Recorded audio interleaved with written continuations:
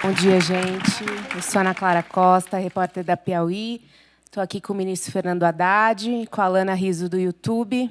A gente vai ter uma conversa, enfim, breve, porém muito proveitosa para os nossos colegas jornalistas que estão aqui querendo ouvir o senhor também. Bom, ministro, começando um pouco pelo tema do nosso evento, que são os conflitos e os consensos dentro dos três poderes. O senhor disse já algumas vezes sobre o poder do Congresso, assim, que o Congresso tem um poder hoje que talvez o senhor nunca tenha visto antes nas outras gestões em que o senhor foi ministro, né? E o Congresso, por sua vez, diz que quem nunca teve tanto poder foi o Judiciário.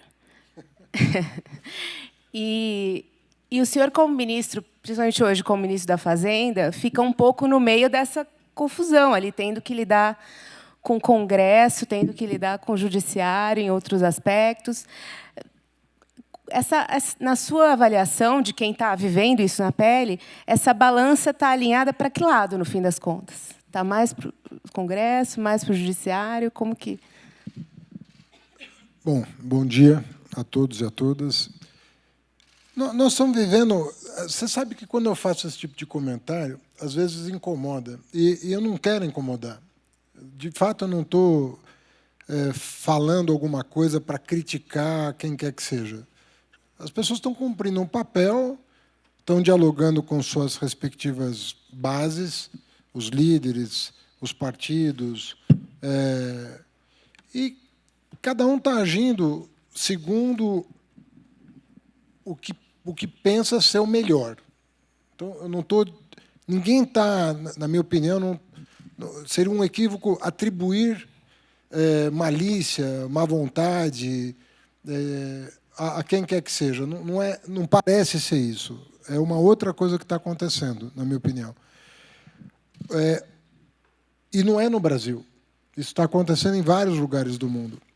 Nós estamos num momento em que era mais ou menos no processo de redemocratização do Brasil, parecia haver duas agendas que, numa democracia, elas se complementam e são essenciais. Uma agenda que eu chamaria de uma agenda de Estado e uma agenda de governo. A agenda de governo é aquela que se discute nas eleições, né? Para onde eu quero ir, como é que eu vejo a organização das políticas públicas. É uma agenda normal, que onde quer que você tenha alternância de poder real, quer dizer, que é o conceito de democracia, é você pretender e poder obter, né, um mandato para executar um plano de governo. Por isso chama plano de governo, não é? Mas as democracias mais estáveis têm um núcleo de ideias que são preservadas mesmo em momentos de grande tensão. Mesmo em momentos de crise, as pessoas se socorrem dessas regras justamente para superar o momento mais difícil, que eu chamo de uma agenda de Estado. De certa maneira, quando nós saímos da ditadura e nós tivemos o processo constituinte seguido de uma eleição presidencial, que era o contrário do que o movimento social queria, né? O movimento social queria eleger o presidente para que fosse convocada uma Assembleia Constituinte. A emenda das diretas foi derrotada, né, em 85, e aí seguiu-se o processo constituinte, que foi o Congresso eleito logo depois da derrota das diretas. Não era uma constituinte exclusiva, era o próprio Congresso Nacional. Mas, enfim, o fato é que saiu uma Constituição que os setores mais avançados da sociedade consideraram a expressão do que o país queria naquele momento, né? Eu penso que, com as turbulências vividas na última década, sobretudo, começa na crise de 2008, mas a crise de 2008 foi uma crise econômico-financeira. Ela se traduz numa crise política alguns anos depois. Ela não é imediata. As coisas começam a perder consistência em 2011, 2012, mundo afora. De novo, não estou falando do Brasil. Porque em 2013, quando começa no Brasil, já tinha ocorrido em outras regiões do planeta. Depois de 2013 no Brasil, seguiu-se o Brexit, seguiu-se uma série... Teve Primavera Árabe, teve uma série de ocorrências ligadas à crise financeira e aos novos meios de comunicação, o que a gente convencionou chamar equivocadamente de rede social, que muita gente diz que de social tem muito pouco, né? Mas o fato é que esse caldo de cultura, esse ambiente que se criou, foi minando a agenda de Estado. A agenda de Estado foi perdendo consistência, como se tudo estivesse em discussão. Então, o que nós temos hoje é uma situação em que nada tudo que é sólido está desmanchando no ar, né? Tudo está em questão. Então, você fala da Terra, né, da forma da Terra, né, se é plana ou não, e tem 6% de brasileiros que, em pesquisa, disseram que a Terra é plana, dizem que a Terra é plana, mas passa pela vacina, passa pelas regras democráticas, passa por todo e qualquer valor. Se os cientistas dizem que o aquecimento global está acontecendo pela ação humana, isso é questionado por pessoas que não têm a menor ideia do que estão falando, né? E você não tem uma comunidade científica de oposição a essa tese, com argumentos amparados em dados empíricos que pudessem contestar isso. Você tem pesquisas muito profundas sendo feitas, né? Desde perfurar o gelo no Polo Norte para ver a quantidade de carbono lá de 10 mil anos, 20 mil anos atrás, até coisas muito mais sofisticadas sobre medição de emissão de carbono. Mas até isso é contestado. Então, você está numa quadra histórica em que você não consegue apoiar o pé sem sentir um certo tremor, assim, sem sentir você não encontra solo firme. Quando isso acontece, e nós estamos vivendo esse período ainda, isso se reflete nos poderes da República. Isso se reflete da maneira como se organiza o Estado. Então, o esforço que o presidente Lula tem feito, e quando eu digo isso, basta comparar, né, a atuação dele em relação aos seus antecessores, é um esforço institucional de dialogar. O presidente Lula poderia ter ressentimento em relação a alguns membros do Judiciário, por exemplo, né, que, na opinião de muita gente, da população brasileira que reelegeu o presidente Lula pela terceira vez, não seguiram os ritos. Ele não tem. Ele conversa com todos os ministros como se a única coisa que importasse é o daqui para frente. O que nós vamos fazer daqui para frente para melhorar o Brasil? Ele poderia ter ressentimento com o membro, ele não tem. Então, o esforço que ele está fazendo é de buscar aquela harmonia perdida entre os poderes para fazer a agenda do desenvolvimento humano, social, ecológico do país avançar. Esse é o esforço que eu vejo ele fazer, né? Então, quando eu, quem quer que seja, aponta para essas fragilidades, nós não estamos fazendo aqui uma avaliação de pessoas. O culpado é esse ou aquele. É um contexto histórico que se forjou, né, pela mão das pessoas, claro, mas o objetivo aqui é tentar reconstruir esses canais de comunicação institucional que garantem esse pano de fundo que sustentam um projeto nacional. Então, é disso que nós estamos falando. Existe um diálogo claro, né, do governo com o Congresso, do governo com o Judiciário, mas isso não impede que o Congresso também tenha posições ali bem contundentes em relação a determinadas coisas, né, como foi o caso do decreto do IOF, que até o senhor falou na sua entrevista para o Globo, que antes, né, em outros períodos, para o Congresso derrubar um decreto do presidente era uma coisa rara, né? Era uma coisa que não era usual, que hoje se tornou uma enfim, não vou dizer que é uma prática recorrente, mas assim, não é, se derrubar um decreto do presidente não vai ser uma coisa vista como totalmente inédita, né? Dá para a gente esperar que isso aconteça. Então, assim, o senhor está passando por isso nesse momento e está tendo que rearranjar algumas coisas, né? Como essa questão dessa proposta alternativa. Eu queria que o senhor falasse um pouco disso para a gente, assim, enfim, desse momento que o senhor está vivendo, de ter que atender também, de certa forma, e o senhor e o presidente Lula, né, atender essa demanda do Congresso em relação ao IOF. Olha, eu entendo que o que aconteceu de uma semana para cá foi a melhor coisa que podia ter acontecido. E nós devemos muito isso aos presidentes Hugo Motta e Davi Alcolumbre. Porque quando a crise, vamos chamar assim, se instalou, o papel que se esperava dos dois presidentes, institucionalmente falando, era exatamente o papel que eles cumpriram, de uma maneira muito eficaz, né? De procurar dizer o seguinte: olha, nós vamos derrubar e ficar com o quê? Qual é a alternativa? Nós vamos, diante do quadro, né, que está se tentando arrumar, herdado do governo anterior, dos governos anteriores, eu diria, porque a deterioração do ambiente fiscal no Brasil tem mais de 10 anos. Então, chegou um governo que quer resolver, mas quer resolver de uma maneira inédita.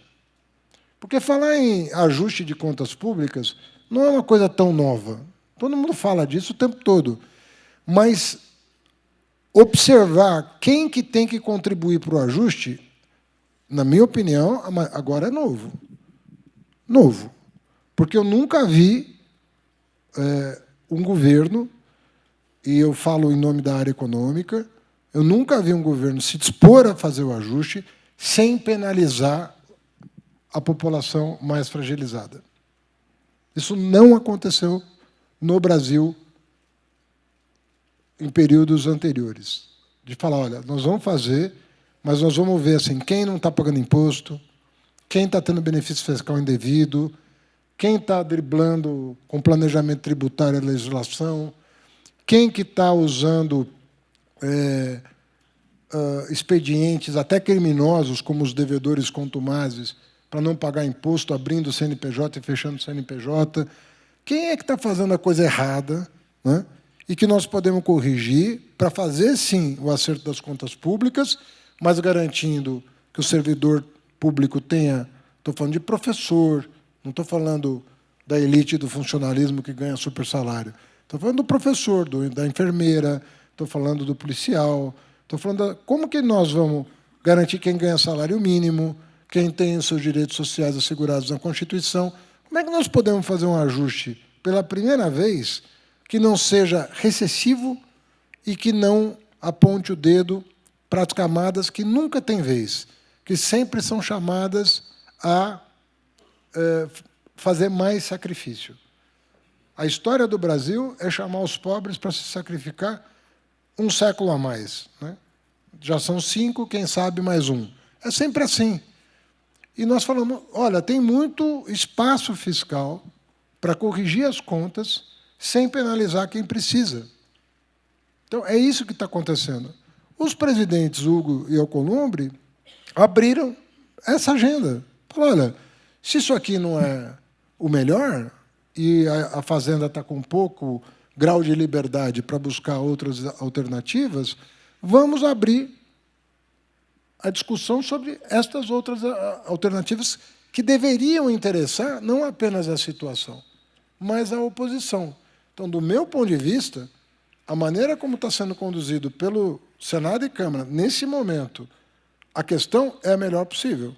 E eu fui o primeiro a dizer, olha, entre uma solução conjuntural e uma solução estrutural, não tenham dúvida de que eu vou preferir a solução estrutural. Mas ela está na mesa? Tá. Então, vamos seguir esse caminho. Para mim, foi muito bom, assim, quero dizer. Eu sofro bastante, né, no cargo, mas eu tenho essas alegrias de olhar uma brecha para encontrar soluções mais estruturadas. Não é um cargo simples no momento que o Brasil está vivendo. Não tem sido fácil para nenhum ministro da Fazenda.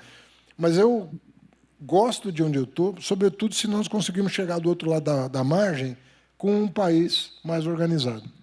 Agora, ministro, assim como o senhor, eu também não tenho nada pessoal contra o Congresso, né? Mas não tenho, é tudo institucional. Agora, é fato que esse mesmo Congresso que está debatendo com o senhor alternativas para o IOF é o mesmo Congresso que não quis reonerar a folha de pagamentos como o senhor gostaria de ter feito, que estabeleceu o PES que o senhor não gostaria de ter feito, que não colocou para votar ainda a questão dos supersalários, que é uma coisa que o senhor gostaria de colocar para votar. Então, como é que é esse diálogo? O senhor chega e fala assim, Hugo Mota, beleza, vamos, então, e a reoneração da folha?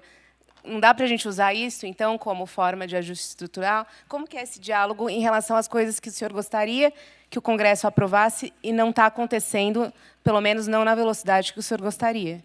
Mas vamos pegar o PERSE. O PERSE, depois de um longo período aí de debate, ele acabou. Em março, ele acabou, né?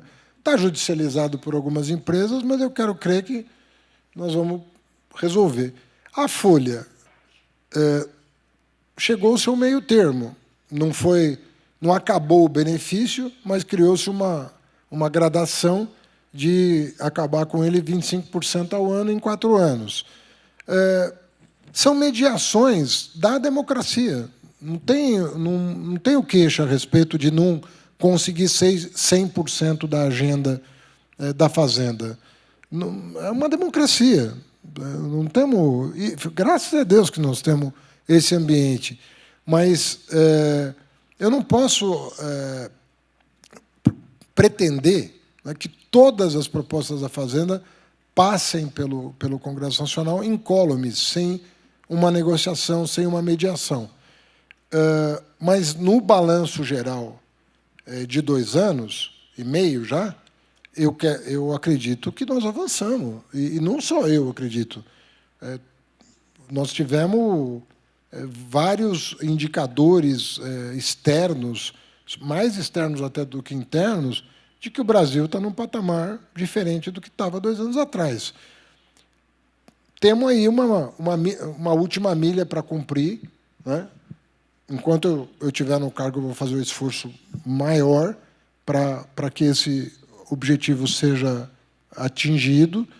Na minha opinião, em 4 anos, nós vamos conseguir entregar uma condição melhor para o próximo mandato do que nós recebemos, e eu penso que a tarefa de um homem público é essa. Uma pessoa que se envolve com a coisa pública, ela tem que dizer o seguinte, ela tem que se perguntar o seguinte: quando eu passei pelo MEC, eu passei pela Prefeitura de São Paulo, como é que eu entreguei, né? Eu me sinto bem tranquilo em relação ao fato de ter entregado condições melhores do que a que eu recebi e ter permitido que essas estruturas tenham avançado.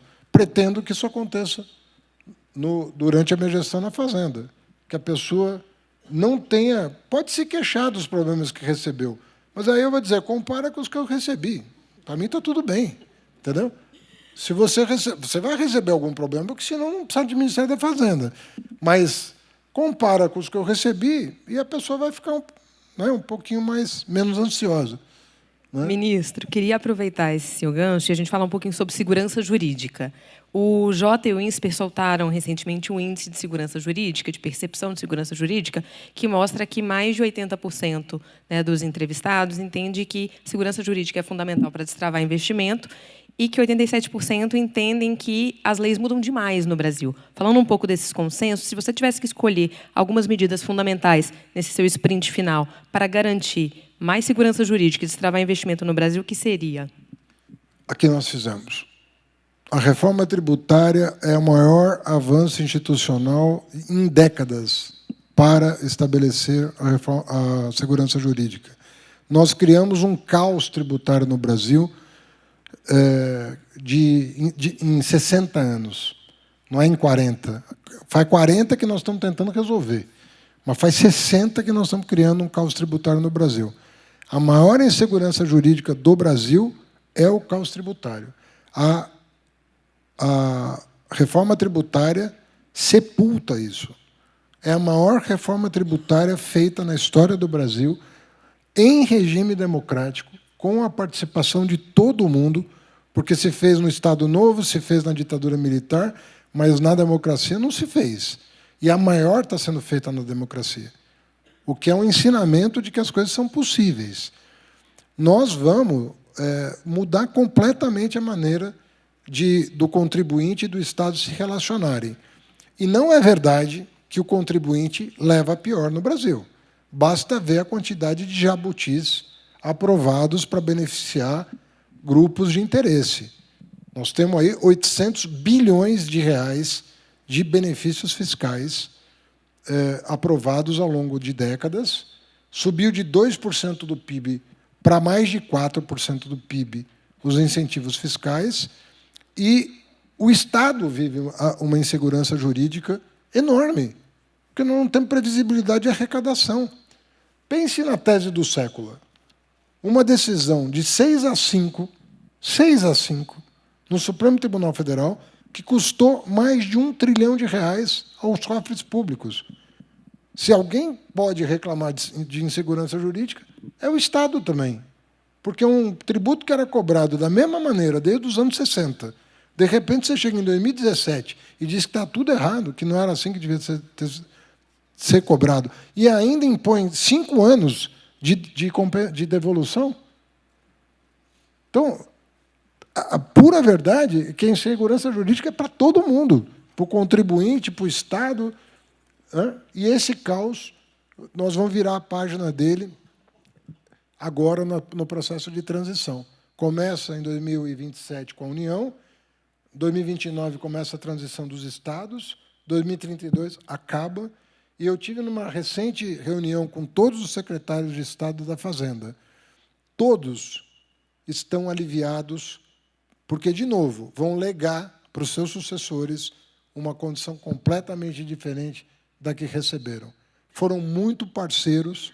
Você sabe que tem vários governadores de oposição no Brasil, e não houve, da parte deles, a politização deletéria para impedir que a reforma tributária passasse. Então, quando eu falo que tem que ter uma agenda de Estado, eu estou falando disso. Estou falando, tem coisas que você tem que preservar, você tem que fazer avançar, independentemente da tua posição política, porque é o correto a fazer.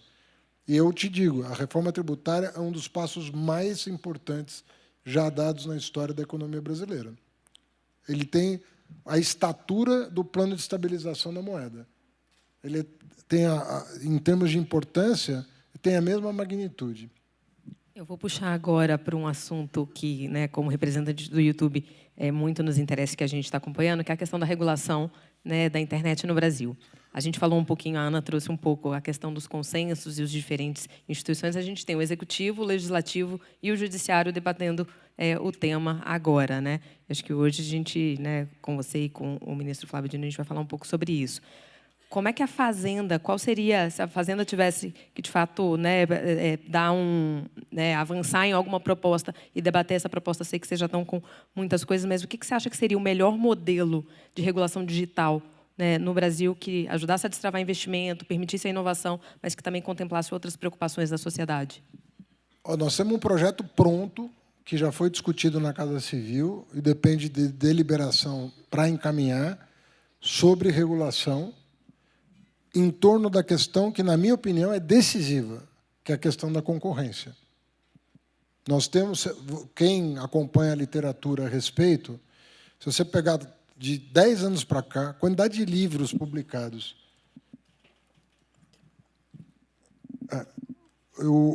a quantidade de livros publicados sobre a questão das barreiras à entrada e da maneira como as Big Techs lidam com o capital em geral, impondo regras que dá a eles um lucro monopolista enorme, esse é o tema da economia mundial. Como é que se freia esse poder de impor regras a quem usa os aplicativos, a quem usa esses gadgets que estão aí disponíveis para, desde aproximação de cartão. Você paga um pedágio para usar cada uma dessas coisas, que se tornou uma espécie de renda permanente, né, para essas grandes corporações. No meu entendimento, a questão da concorrência ela é vital para a gente caminhar. Eu vou ter que dar um telefonema. Você viu aqui, né? Mas a gente pode continuar mais um pouco? Eu acho que não.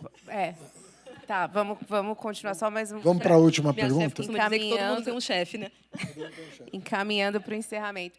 Ministro, o senhor já respondeu essa pergunta algumas vezes, mas nunca fiquei satisfeita com as respostas, então vou tentar aqui de novo.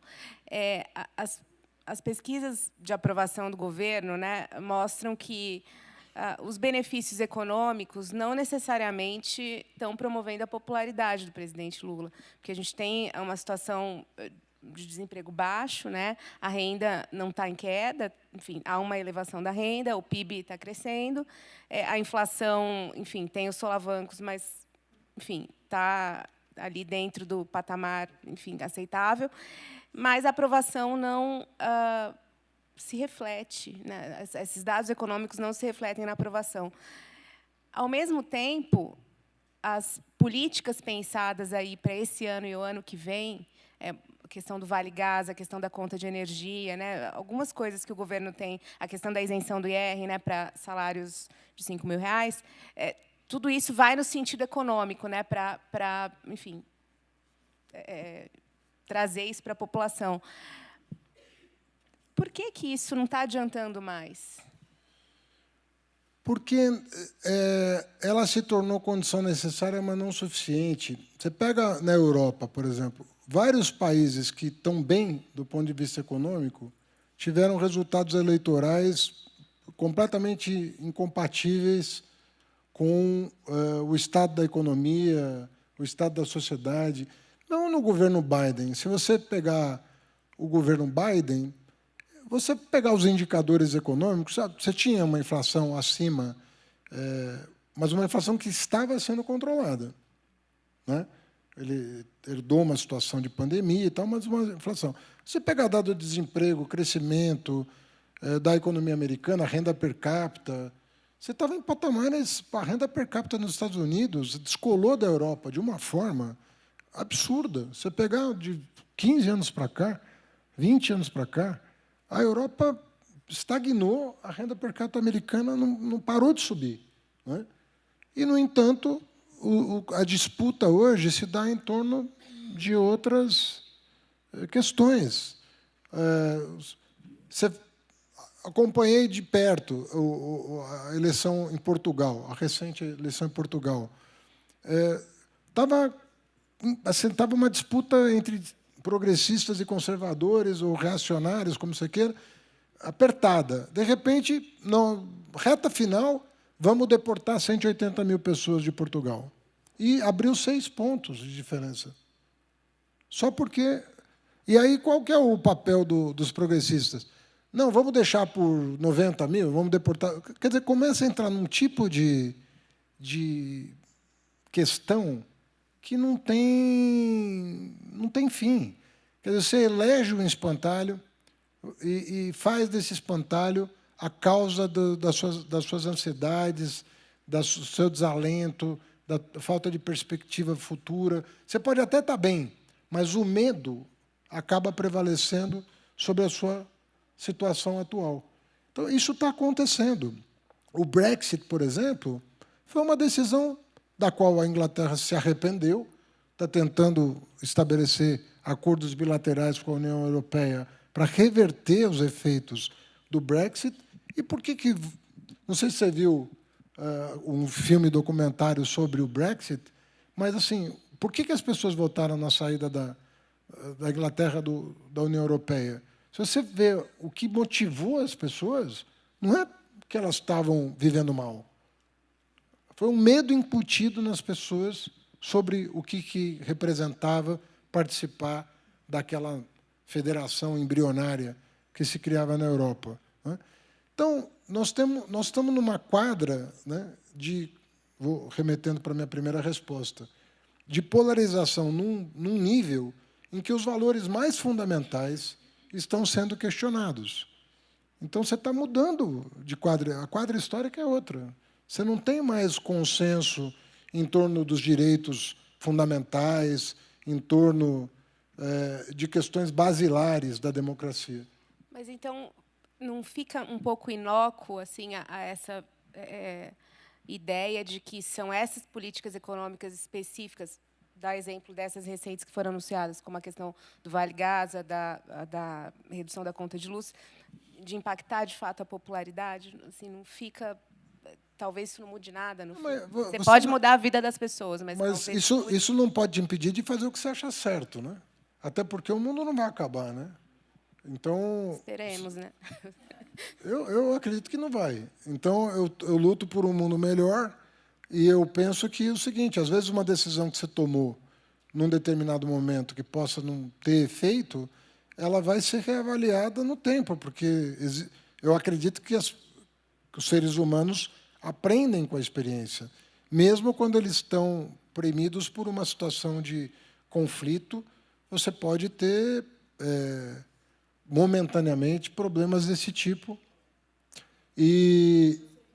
Mas o fato é assim, se eu acho certo que as pessoas que ganham pouco não paguem imposto de renda e quem ganha muito, que hoje não paga, passe a pagar, eu não posso ficar dizendo, mas isso vai agradar ou desagradar. Se eu penso que é o certo, eu faço. E daqui, hoje não caiu bem, mas será que daqui 1, 2, 3, 10 anos as pessoas não vão reavaliar as decisões que estão tomando hoje?